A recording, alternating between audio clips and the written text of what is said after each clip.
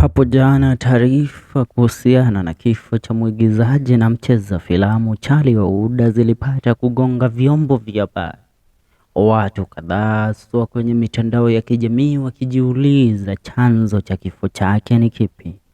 Maafisa wa polisi leo inaaminika wameweza kufika katika sehemu ya tukio ambapo mcheza filamu huyu aliyekuwa na miaka 38 alipata kufariki hapo jana.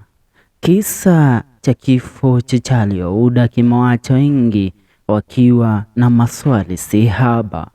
Kulingana na taarifa zinazotufikia, Charlie Ouda hakukufa kwa sababu alikuwa mgonjwa. Hakufa kwa sababu alijipata katika ajali ya barabarani.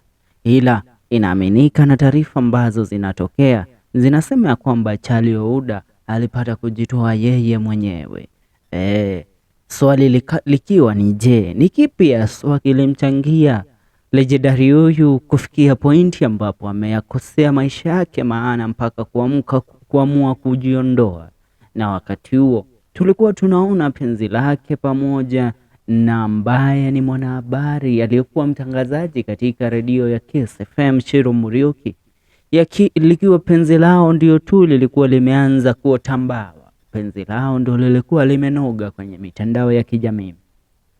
Na kulingana na taarifa fulani hapa, I'm casually dead. That was the last conversation of CIRU MURIUKI and Charles Ouda.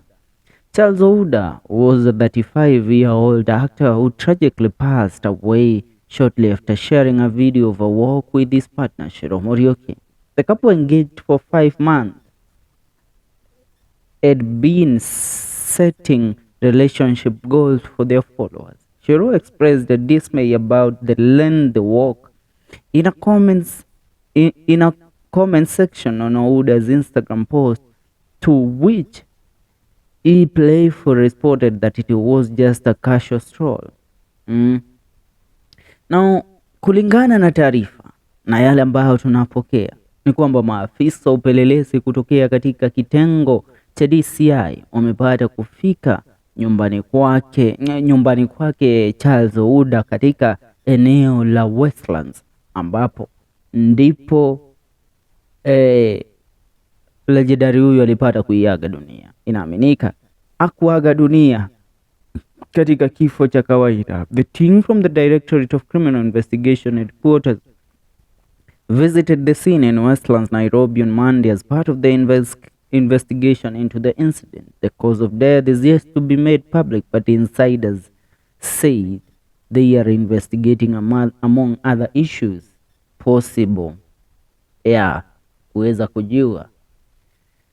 Ni kisa ambacho kinazua mazungumzo mengi sana kwenye mitandao ya kijamii, hasa wakati huu ambapo watu wengi kwenye mitandao ya kijamii ikiwa wacheza filamu wenzake Charles Ouda walijitokeza kwenye mitandao ya kijamii na kuweza kumwomboleza legendari huyu na message nyingi sana.